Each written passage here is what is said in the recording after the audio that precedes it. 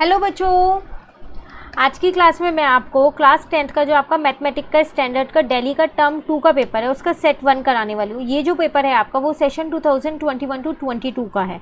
इसमें हमने section A और सेक्शन बी अपना कंप्लीट कर लिया जो 2 मार्क्स और 3 मार्क्स का था। आज हम सेक्शन सी करने वाले हैं जो 4 मार्क्स का है। ठीक है, चलिए क्वेश्चन स्टार्ट करने से पहले मैं आपको एक चीज़ बताना चाहूँगी। जैसे कि आप सभी को पता है कि बोर्ड एग्जाम के लिए आपको जो प्रिपरेशन करनी होती है उसमें कम से कम आप एटलीस्ट जिसे बोलते हैं लास्ट 10 ईयर के पेपर्स तो आपको सॉल्व करने ही करने होंगे ताकि आपकी प्रिपरेशन और अच्छे से हो जाए और आपको पता चल जाए कि बोर्ड में किस तरीके के क्वेश्चन आते हैं। तो यहाँ पर एक बुक है हमारे पास ओसवाल गुरुकुल की, ये CBSE के इसमें लास्ट 10 ईयर के ही सॉल्व पेपर्स हैं और खाली मैथ्स के नहीं हैं, यहाँ पर इंग्लिश, साइंस और SST भी आपको इस बुक में मिल जाएगा। साथ के साथ आउटसाइड दिल्ली एंड दिल्ली दोनों के ही मिलेंगे और ऑल सेट्स मिलेंगे, सेट 1, सेट 2, सेट 3। तो जो ये पेपर है ये भी मैंने आपका इसी बुक से यहाँ पर ले रखा है as per the latest board syllabus जो इशू हुआ था 21 अप्रैल 2022 को, उसके अकॉर्डिंग ही है ये बुक। तो काफ़ी अच्छी बुक है ये। अगर मैं आपको इसका कंटेंट दिखाऊंगी यहाँ पर तो देखिए, इंग्लिश में लैंग्वेज एंड लिटरेचर का आपको 2022 का पेपर भी दे रखा है, 21 का भी है, 2019 10 ईयर्स के पेपर हैं। सेम ऐसे आपको यहाँ पर मैथमेटिक्स के 10 ईयर के पेपर दे रखे हैं, साथ साथ आपको साइंस के यहाँ पर 10 ईयर्स के पेपर दे रखे हैं और SST के भी दे रखे हैं। तो इस बुक की बाय लिंक मैं आपको नीचे डिस्क्रिप्शन में दे दूँगी। फुली सॉल्व्ड पेपर है और एक्सप्लेनेशन भी काफ़ी अच्छे से दे रखी है, शॉर्ट में नहीं है, पूरी डिटेल्ड एक्सप्लेनेशन है कि आप इजीली पेपर को कर सकते हैं और कहीं भी डाउट हो तो उस एक्सप्लेनेशन से समझ सकते हैं। ठीक है, तो क्लास 10th के लिए है, इसकी बाय लिंक मैं आपको नीचे डिस्क्रिप्शन में दे दूँगी। क्लियर है? चलिए आते हैं हम वापसी अपने सेक्शन पे, सेक्शन सी पे जो 4 मार्क्स का है। तो इसमें टोटल 11 to 14 क्वेश्चन है, हर एक क्वेश्चन 4 मार्क्स का है। आपको पता है 2 केस स्टडी के क्वेश्चन होंगे और 2 नॉर्मल क्वेश्चन होंगे। चलिए देखते हैं क्वेश्चन नंबर 11 क्या है हमारे पास। हमसे यहाँ कह रहे हैं in figure 4 PQ is a cord of the length. अगर यहाँ पर फिगर, यहाँ पर फिगर रह गई है बनाने से तो फिगर मैं यहाँ पर ड्रॉ कर देती हूँ। आपके पास क्वेश्चन में ड्रॉ हुई भी आई हुई है ये फिगर, यहाँ पर फिगर बनाने से मेरे से रह गई है बट आपको क्वेश्चन पेपर में ये फिगर मिली है।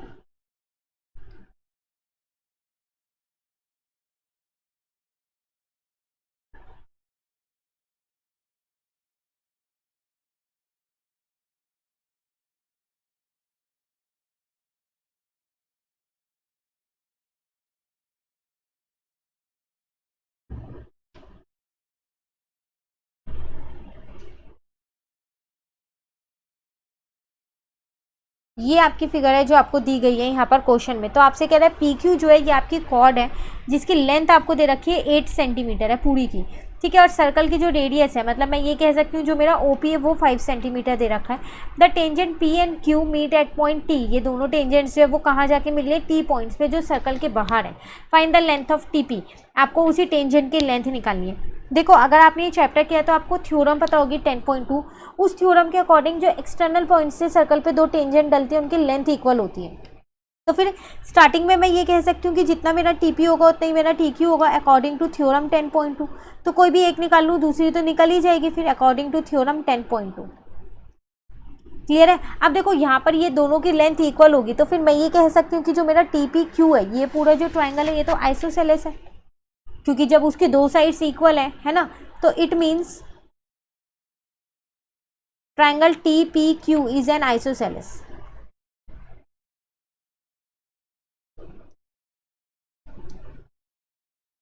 ठीक है, एक्सटर्नल पॉइंट से आप जो ये इंक्लाइन करता है, आपको पता है कि जब एक्सटर्नल पॉइंट से टेंजेंट्स डली हैं तो वो यहाँ पर सेगमेंट पे इक्वली इंक्लाइन करता है, तो उनके एंगल्स जो हैं वो इक्वल होते हैं। पता है ना, ये भी आपको, ये सारी थ्योरम्स हैं जो आपको चैप्टर में पता होनी चाहिए, तभी आप सैम्पल पेपर कर पाओगे। तो अब अगर आप देखो, आपको यहाँ पर ये पूरा, ये आपको 5 सेंटीमीटर गिवन है और ये पूरी आपको 8 सेंटीमीटर गिवन है। PQ मैं यहाँ पर लिख लेती हूँ, ये 8 सेंटीमीटर गिवन है। तो जो ये आपके पास OT है, ये किसको बाइसेक्ट कर रहा है? इस एंगल को, PTQ को, इस पूरे एंगल को बाइसेक्ट कर रहा है, क्योंकि इक्वल पार्ट्स में बांट रहा है ना। तो वही चीज़ मैं यहाँ लिख देती हूँ कि OT is bisector of angle PTQ। ठीक है, तो फिर जो OT है वो क्या होगा? परपेंडिकुलर होगा किस पे? PQ पे। और अगर आइसोसेलेस ट्रायंगल की मैं बात करूं तो उसमें जो एल्टीट्यूड होता है और जो एंगल बाइसेक्टर होता है ना वो सेम होता है। तो इसका मतलब जो मेरा ORP, ठीक है, यहाँ पर इसको, ये है आपके पास R नाम यहाँ वाले पॉइंट पे। ठीक है, तो ORP ये वाला जो एंगल है ये किस एंगल के बराबर होगा? आपके पास TR और P इस वाले एंगल के बराबर होगा, दोनों ही 90 डिग्री होंगे। ठीक है ना, क्योंकि ओ टी जो है वो क्या है आपके पास परपेंडिकुलर है पी क्यू पे। ठीक है, तो एंगल ओ आर पी जो है वो किसके बराबर हो जाएगा आपका, एंगल टी आर पी के बराबर हो जाएगा, और दोनों कितने हो जाएंगे 90 डिग्री। अब आप अपने ट्राइंगल में आ जाओ, in triangle O R P, इस वाले ट्राइंगल की मैं बात कर रही हूँ यहाँ पर। ठीक है, यहाँ से मैं क्या करती हूँ, ओ आर निकाल लेती हूँ। कैसे निकालूंगी ओ आर, क्या मुझे ओ पी और पी आर पता है, बिल्कुल पता है। ओ पी तो देखो मेरी रेडियस है 5, अब जब ये बाइसेक्टर है तो इसका मतलब ये 4 सेंटीमीटर होगा, ये भी 4 होगा, 8 को मैंने आधा आधा बांट दिया है। ठीक है, तो पाइथागोरस थ्योरम लगा देती हूँ क्योंकि मेरा राइट एंगल ट्राइंगल बन रहा है। तो मैं ओ आर निकालूंगी तो क्या करूँगी, यहाँ पर जो 5 का स्क्वायर है उसमें से माइनस कर दूंगी 4 के स्क्वायर को। ठीक है, ओ आर के स्क्वायर में, तो ओ आर का स्क्वायर कितना आ जाएगा यहाँ पर, 5 5 जा 25, 4 4 जा 16 हो जाएगा। तो इसका मतलब आपके पास यहाँ से ओ आर कितना निकलने वाला है, ये 9 आ गया। तो ओ आर आपके पास कितना आ गया यहाँ पर 3 सेंटीमीटर। चलिए ओ आर आपने फाइंड कर लिया है, लेकिन आपको क्वेश्चन में लेंथ निकालनी है, अभी वो नहीं निकली है। अब आपको पता है कि जो आपका एंगल है ओ पी और टी, ये वाला एंगल जो है ये भी तो 90 डिग्री होगा। क्यों, अकॉर्डिंग टू थ्योरम 10.1। थ्योरम 10.1 क्या कहती है, जो रेडियस होती है वो टेंजेंट पे क्या होती है, परपेंडिकुलर होती है नहीं होती। चलो अब उसको यूज़ करते हैं यहाँ पर। तो हमने यहाँ पर लिख दिया कि जो हमारा एंगल ओ पी टी है वो हमारा 90 डिग्री होगा। और क्यों होगा, रीज़न में मैंने यहाँ पर लिखा है अकॉर्डिंग टू थ्योरम 10.1। ठीक है, तो अब मैं इस वाले ट्राइंगल की अगर मैं यहाँ पर बात करूँ तो जो मेरा टी पी का स्क्वायर होगा पूरा, वो किसके बराबर होगा मेरे पास, देखो यहाँ पर टी पी, इसका जो स्क्वायर होगा वो किसके बराबर होगा, जो पी आर है उसके स्क्वायर के। ठीक है, अब प्लस जो आपके पास टी आर है उसके स्क्वायर के बराबर होगा। क्यों, क्योंकि यहाँ पर आपके पास जो ये टी पी है इसमें मैंने पाइथागोरस थ्योरम लगा दी है अपनी, और कुछ भी नहीं किया है। ठीक है, सॉरी यहाँ पर ओ टी का आ जाएगा ना यहाँ पर, तो एक सेकेंड रुको, इस ट्रायंगल में ये नहीं लगेगी। अच्छा, इसमें आपकी हाइपोटेन्यूज तो ओ टी है ना, क्योंकि 90 के सामने वाली हमारी हाइपोटेन्यूज होती है। तो अगर मैं यहाँ देखूँ तो मैं टी पी के स्क्वायर को क्या लिख सकती हूँ यहाँ पर, ओ टी का स्क्वायर, इसमें से मैं माइनस क्या कर दूँगी अपना ओ पी का स्क्वायर। ठीक है, ओ टी ये पूरा है आपका ओ टी। अब आप ध्यान से देखो, ओ टी को आप दो पार्ट्स में बांट सकते हो, टी आर और आर ओ बांट सकते हो ना। तो टी आर को टी आर रहने दिया, आर ओ मैंने अभी क्वेश्चन में निकाला था 3, तो इसको 3 का स्क्वायर लिख दिया। और ओ पी तो मेरी रेडियस है वो मुझे पता है, उसको मैंने क्या किया 5 का स्क्वायर लिख दिया। इसको मैंने अपनी इक्वेशन 1 मान ली है। क्लियर है। अब पी आर टी, इस वाले ट्रायंगल में आ जाओ, पी आर टी इस छोटे वाले ट्रायंगल में सिर्फ, तो पी आर टी इस ट्रायंगल में देखो हमने क्या किया, जो टी पी का स्क्वायर होगा वो किसके बराबर हो जाएगा मेरे पास, पी आर के स्क्वायर के। इसमें 90 डिग्री का एंगल ये वाला है नीचे वाला, तो इसके सामने वाली जो है वो हाइपोटेन्यूज होगी मेरी टी पी। आप ऊपर वाला ये वाला 90 डिग्री का एंगल मत समझिएगा इसमें, क्योंकि ये तो बड़े वाले पूरे ट्रायंगल में था जो हमने यहाँ निकाला है। क्लियर है। और यहाँ पर आ जाएगा प्लस में आ जाएगा आपके पास टी आर का स्क्वायर। तो अगर आप अपने पी आर की बात करें तो पी आर आपको क्वेश्चन में पता है 4 है, तो 4 का स्क्वायर। और अगर आप अपने टी आर की बात करें तो टी आर आपको क्वेश्चन में नहीं पता है, तो आप उसको फिलहाल के लिए ऐसे ही छोड़ दो और इसको आप अपनी इक्वेशन 2 मान लो।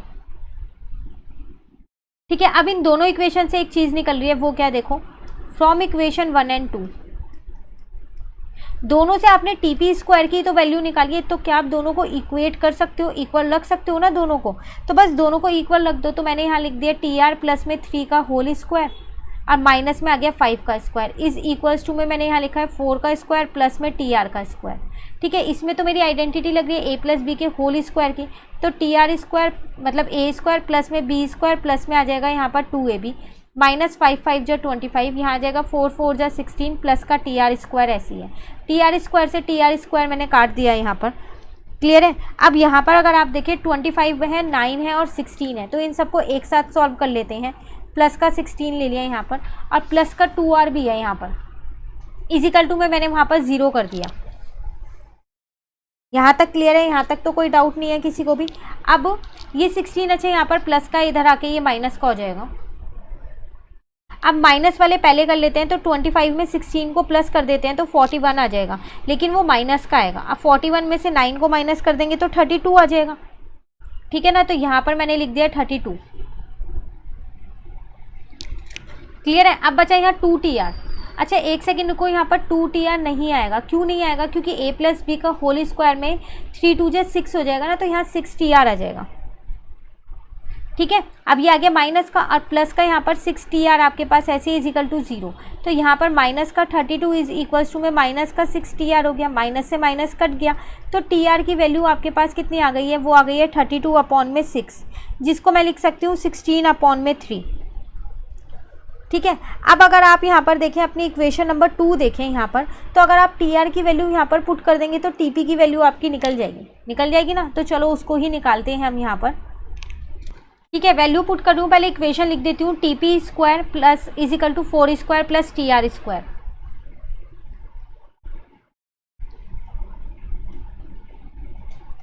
ठीक है, तो TP² मैंने ऐसे ही रहने दिया, 4 4 जा 16 और TR² मैंने यहाँ लिख दिया 16/3 का होल स्क्वायर।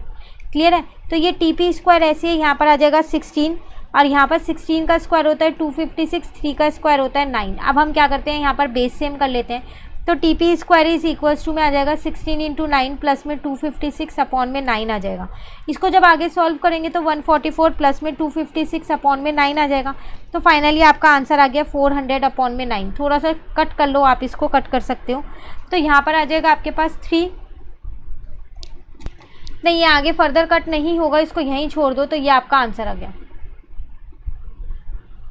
ठीक है, सेंटीमीटर आपको TP ही, तो यहाँ पर आपके पास ये क्या निकल के आया, ये आपके पास अच्छा TP² निकल के आया। अब आपको चाहिए TP, तो TP कितने आ जाएगी, 400 किसका स्क्वायर होता है 20 का और 9 किसका स्क्वायर होता है 3 का। ये लो, ये आ गई आपकी TP। क्लियर है। क्वेश्चन नंबर 11, कहीं भी डाउट हो कमेंट करके पूछ लेना, बहुत इंपॉर्टेंट क्वेश्चन है, 4 मार्क का क्वेश्चन है ये आपका। चलिए क्वेश्चन नंबर 12 पे आते हैं। क्वेश्चन नंबर 12 में आपसे क्या कह रहे हैं, अ 2 digit number is such that the product of it digit is 24।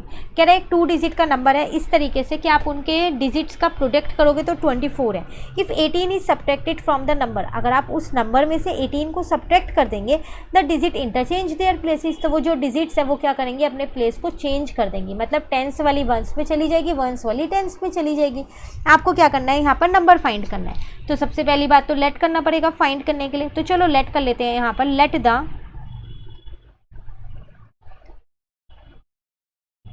Unit digit भी x, ठीक है, और टेंस डिजिट को क्या मानते हैं, टेंस डिजिट भी y। तो इसके अकॉर्डिंग अगर मैं देखूं तो मेरा नंबर कैसे फॉर्म्ड होना चाहिए, तो मेरा ओरिजिनल नंबर होगा यहाँ पर 10y प्लस का x, क्योंकि टेंस प्लेस को 10 से इंटू किया, वंस प्लेस को 1 से इंटू करके नंबर बना दिया। अब क्वेश्चन के अकॉर्डिंग अगर हम यहाँ पर देखें, हमसे कह रहा था जो डिजिट्स हैं उनका हमारे को क्या दे रखा है, प्रोडक्ट, मतलब मल्टीप्लिकेशन दे रखी है, तो x इंटू वाई हमारे को 24 दे रखा है एक। तो दूसरा हमसे कह रहा था जो ये नंबर है अगर इसमें से मैं 18 को सब्ट्रैक्ट कर दूँ तो कर दो सब्ट्रैक्ट, 10y प्लस का x माइनस का 18, तो ये अपनी पोजीशन चेंज कर लेगा, इंटरचेंज देयर प्लेस, तो वो प्लेस चेंज हो गया, 10x प्लस y हो गया, x की जगह y की जगह x हो गया। ठीक है, अब y वाली टर्म्स को एक साथ ले लेते हैं और x वाली टर्म्स को एक साथ ले लेते हैं। ठीक है, तो कैसे आएगा, यहाँ पर देखो 10y, यहाँ मैंने माइनस का 9 कर दिया, माइनस का 18 ऐसे, और यहाँ पर मैंने क्या किया 10x माइनस का x कर दिया, तो ये हो गया आपके पास 9y माइनस का 18, यहाँ पर हो गया आपके पास 9x। आप देख लो इसमें से आप बहुत कुछ चीज़ें कॉमन ले सकते हो, 9y माइनस का 9x इज इक्वल टू 18 है, मैंने यहाँ से 9 कॉमन ले लिया, तो y माइनस का x आपके पास बचा। ठीक है, ये 18 उधर प्लस का था, इधर जाके माइनस का था, उधर जाके प्लस का हो गया, तो यहाँ से मेरे पास y माइनस एक्स आ गया कितना 2। आप इसको ऐसे भी लिख सकते हो x minus Y is equal to -2, sign change कर दिया है मैंने सबके। क्लियर है। अब आपको यहाँ पर x और y की वैल्यू, x इंटू वाई आपको पता है वो कितना है आपके पास 24, तो किसी भी एक की निकाल लो, मैंने y की वैल्यू निकाल लेती हूँ यहाँ पर, तो 24 अपॉन में x आ जाएगी। ठीक है, तो ये x ऐसे ही रहने दिया, यहाँ लिख दिया 24 अपॉन में x इज इक्वल टू में -2। बेस सेम अगर मैं यहाँ करूँगी तो मेरी क्वाड्रेटिक इक्वेशन बन जाएगी, x² माइनस का 24 अपॉन में x इज इक्वल टू -2, तो x² माइनस का 24 इज इक्वल टू में -2x आ जाएगा। यहाँ तक क्लियर है। अब क्वाड्रेटिक इक्वेशन चलो हम बना लेते हैं यहाँ, तो x² प्लस का 2x आ जाएगा और माइनस का 24 इज इक्वल टू में 0 हो गया। क्लियर है यहाँ तक। अब मिडल टर्म स्प्लिट करते हैं, तो मल्टीप्लाई करके 24 चाहिए और प्लस माइनस करके 2 चाहिए, तो 6 और 4 सबसे बेस्ट रहेगा, 6 में से 4 जाएगा तो 2 भी बचेगा, मल्टीप्लाई करोगे तो 24 भी आ जाएगा, माइनस का 4x माइनस का 24 इज इक्वल टू 0, इन दोनों का एक पेयर, इन दोनों का एक पेयर, यहाँ से x को कॉमन लिया तो यहाँ x प्लस 6 आ जाएगा, यहाँ से 4 को कॉमन लिया तो यहाँ x प्लस 6 आ जाएगा। बाहर मल्टीप्लाई है इसलिए अंदर के ब्रैकेट का मैंने साइन चेंज कर दिया, तो इजिकल टू 0 चल रहा है, तो एक आ गया x प्लस 6, एक आ गया x minus 4 is equal to 0। अब दोनों को एक एक बार 0 के इक्वल रख देते हैं, तो x plus 6 is equal to 0, यहाँ आ जाएगा x minus 4 is equal to 0। तो x की वैल्यू यहाँ से -6 आ गई और x की वैल्यू यहाँ से कितनी आ गई आपके पास 4। अब जो डिजिट है वो तो नेगेटिव नहीं हो सकती ना, तो ये तो मेरे लिए नॉट पॉसिबल हो गया। तो फाइनली x की वैल्यू मेरे पास 4 आ गई है। तो y की वैल्यू आप निकाल सकते हो, X Y is equal to में 24 था। अब y आपके पास क्या था, 24 अपॉन में x ही तो था, इसका मतलब 24 अपॉन में 4, तो y की वैल्यू मेरे पास 6 आ जाएगी। आपको क्या चाहिए था, आपको तो नंबर निकालना है ना, कि रिक्वायर्ड नंबर कह रहा है आपसे, फाइंड द नंबर। तो अगर मैं यहाँ नंबर की बात करूँ तो मेरा नंबर क्या था, वो था मेरे पास 10y प्लस का x। y की वैल्यू मैंने अभी निकाली है यहाँ पर 6 और x की वैल्यू यहाँ पर है 4।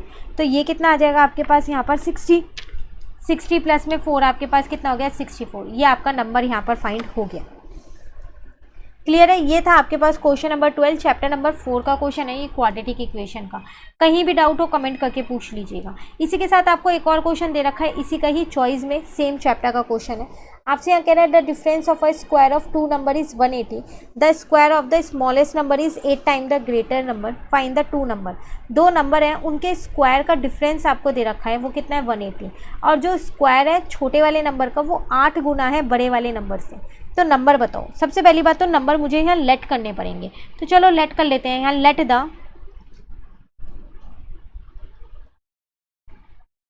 ग्रेटर नंबर भी x, ठीक है, और स्मॉलर नंबर को क्या मान लेते हैं, y मान लेते हैं। अब अगर हम क्वेश्चन के अकॉर्डिंग देखें तो इन दोनों के स्क्वायर का डिफरेंस हमें दे रखा है, तो एक्स स्क्वायर माइनस का Y square is equal to में कितना दे रखा है 180 दे रखा है। इसी के साथ साथ एक और चीज़ हमें दे रखी है, जो छोटे वाला नंबर है उसके स्क्वायर जो है वो किसके बराबर है 8 टाइम से बड़े वाले नंबर के। क्लियर है। इसको इसकी वैल्यू इसके अंदर ऐसा करते हैं, पुट कर देते हैं ना, ये कर सकते हैं। तो ये इक्वेशन 1 है, ये आपके पास इक्वेशन 2 है, और यहाँ मैंने लिख दिया पुट इन इक्वेशन 1। तो एक्स स्क्वायर माइनस का यहाँ पर आ जाएगा 8x, माइनस का ही मैंने 180 कर दिया is equal to 0। Direct middle term split मैं यहाँ पर कर रही हूँ, तो माइनस का 18x और प्लस का 10x लिया, मल्टीप्लाई करके 180 भी हो रहा है और प्लस माइनस करके माइनस का 8x भी आ रहा है। क्लियर है यहाँ तक। कहीं भी डाउट हो कमेंट करके पूछ लीजिएगा। इनका एक पेयर और इनका एक पेयर बना दिया यहाँ से x को कॉमन लिया तो मेरे पास x माइनस का 18 बचा, यहाँ से मैंने 10 को कॉमन लिया तो x माइनस का 18 बचा, इजिकल टू में 0। तो x माइनस 18 और x प्लस 10 हो गया इजिकल टू 0। तो एक बार मैंने इसको 0 के इक्वल रख दिया और एक बार मैंने क्या किया x प्लस 10 को 0 के इक्वल रख दिया। तो यहाँ से मेरी x की वैल्यू कितनी आ गई 18 और यहाँ से मेरी x की वैल्यू कितनी आ गई है माइनस का 10।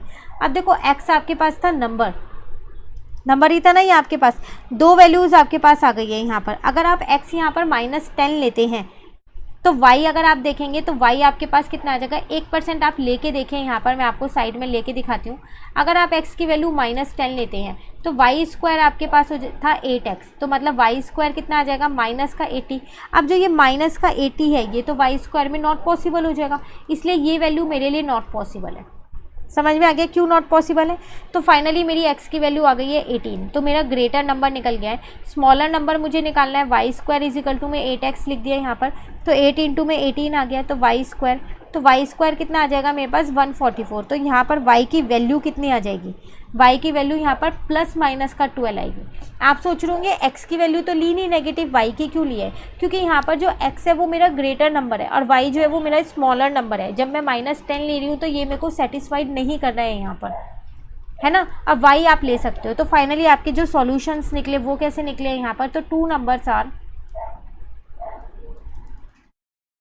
कौन कौन से निकल गए, एक तो 18 और 12 निकल गया प्लस का 12, और दूसरा कौन सा निकला, वो निकला आपका 18 एंड माइनस का 12। क्लियर है। ये है आपके पास क्वेश्चन नंबर 12। तो 4 मार्क के अभी तक हमने 2 क्वेश्चंस कर लिए हैं, क्वेश्चन नंबर 11 कर लिया, क्वेश्चन नंबर 12 कर लिया। इसमें आपके पास 2 पार्ट थे,